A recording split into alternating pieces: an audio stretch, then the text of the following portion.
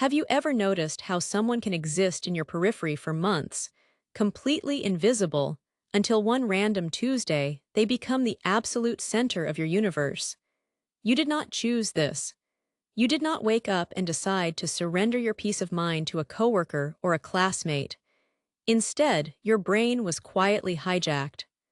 A crush feels like magic or fate or a sudden stroke of destiny. But behind that overwhelming wave of emotion is a cold, highly efficient set of biological and psychological mechanisms. We are going to look under the hood of human attraction. We will trace exactly how a passing glance turns into an all-consuming obsession, and we will map the exact mathematical formulas your brain uses to decide who you fall for. Begins with the incubation phase. Before the spark, there is the setup. Psychologists call this the mere exposure effect. Our brains are evolutionary survival machines. To a primitive brain, anything new is a potential threat, and anything familiar is safe.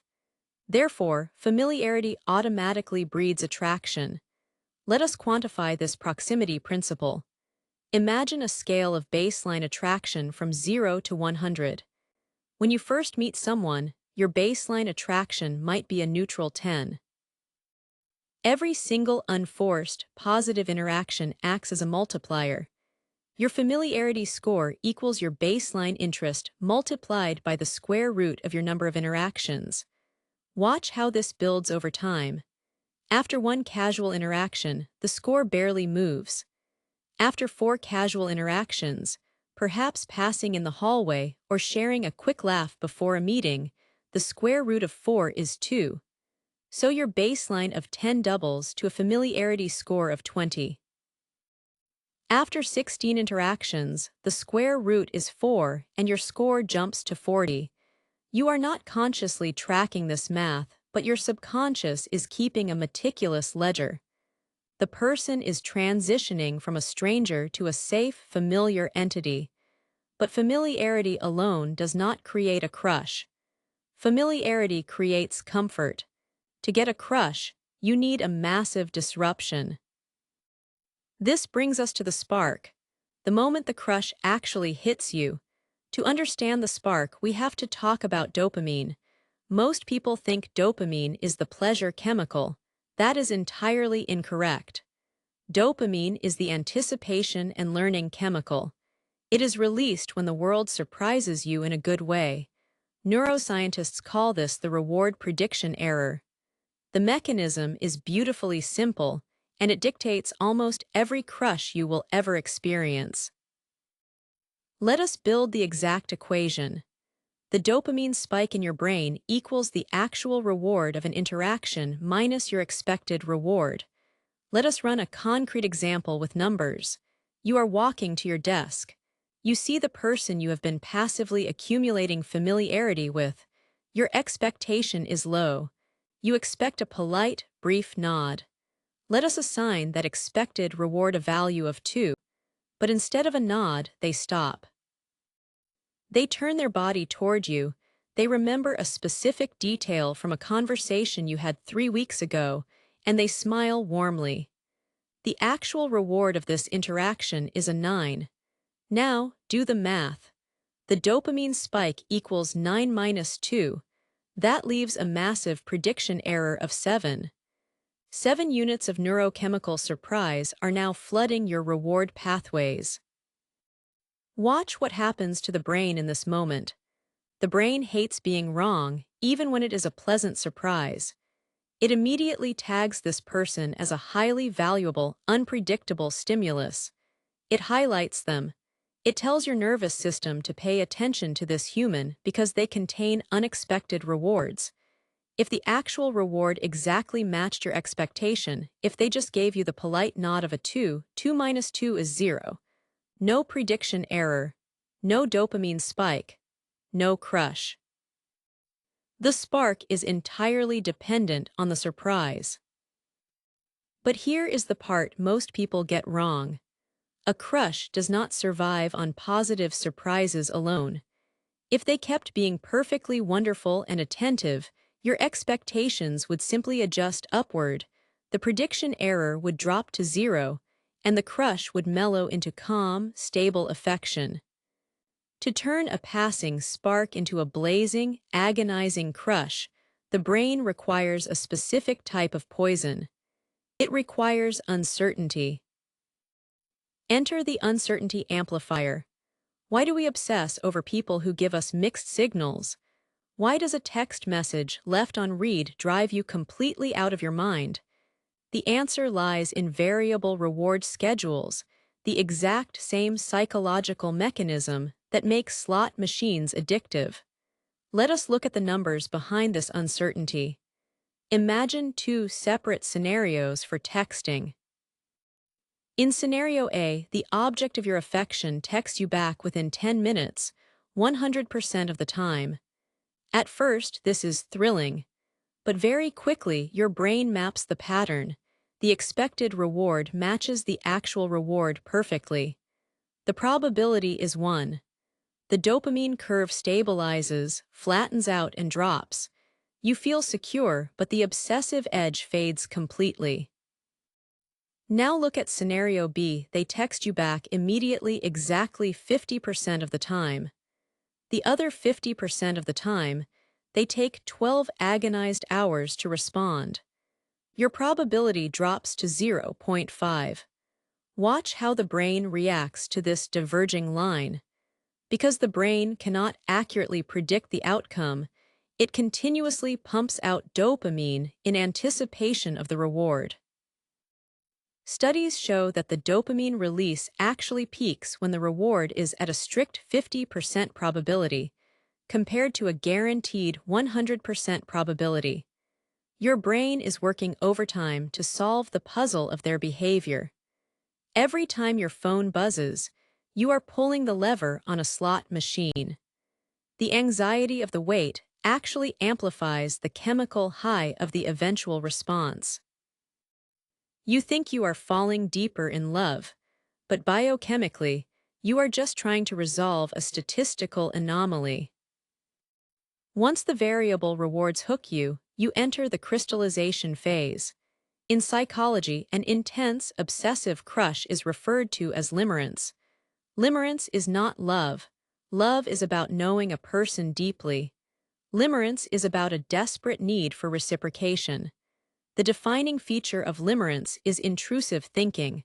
Let us quantify this mental takeover. Imagine your waking day as a pie chart. You are awake for roughly 16 hours a day. In a normal state, you divide this cognitive real estate among work, hobbies, friends, and daily survival. But a limerent brain is hijacked. At the peak of a crush, research suggests a person can spend up to 85% of their waking hours in intrusive thoughts about their crush. Let us calculate that cognitive real estate. You are awake for 16 hours. 85% of 16 hours is 13.6 hours. 13.6 hours of daily mental simulation. Watch how this cognitive pie chart is completely consumed. There is barely any room left for your actual life, your work, or your friends. You are replaying past conversations. You are scripting future interactions. You are decoding the punctuation in a single text message. And because you are spending 13.6 hours a day thinking about them, your brain makes a massive logical error. It assumes that because you are investing this much energy into them, they must be incredibly valuable. This is the sunk cost fallacy applied to human emotion. As you spend all this time thinking about them, your brain begins to actively edit their identity. This is the final and most delusional phase of a crush, driven by the halo effect. The halo effect is a cognitive bias where our overall impression of a person influences how we feel about their specific, unrelated traits. Because the dopamine spikes have convinced you this person is high value, your brain refuses to see their flaws. Let us walk through a mechanism of trait multiplication to see how this works. Suppose you objectively rate their physical attractiveness as an 8 out of 10. Under the halo effect, this positive score bleeds into every other metric. Your brain encounters a massive gap in information. You do not actually know if they are emotionally intelligent, financially responsible, or deeply kind. But the brain hates a vacuum, so it takes the known score of 8 and it acts as a multiplier. It fills in the blank variables with copied data. You automatically assume their intelligence is an 8. You assume their kindness is an 8. See how the perceived value separates from the objective reality. You are no longer crushing on the actual human being. You are crushing on a highly curated, heavily edited avatar of that person that only exists inside your own head. This is why your friends are often completely baffled by your choice of crush. They are looking at the objective baseline. You are looking through the massive distortion lens of the halo effect.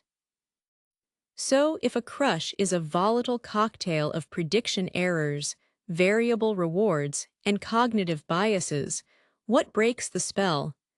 How do we ever escape this 13-hour-a-day mental prison? The answer is as mathematical as the trap itself. The cure for a crush is simply data. Every crush has a half-life. The intense, obsessive phase of limerence is metabolically expensive. The human body simply cannot sustain a state of high alert and massive dopamine fluctuations forever. Eventually, the biological system has to seek homeostasis. Let us return to our core mechanism, the reward prediction error. Remember, the dopamine spike requires an unexpected reward. The equation was actual reward minus expected reward. But as you spend more time with this person, or as time simply passes, your dataset grows. You begin to map their actual baseline behaviors. You realize they are not a perfect 8 across the board. Maybe they chew with their mouth open.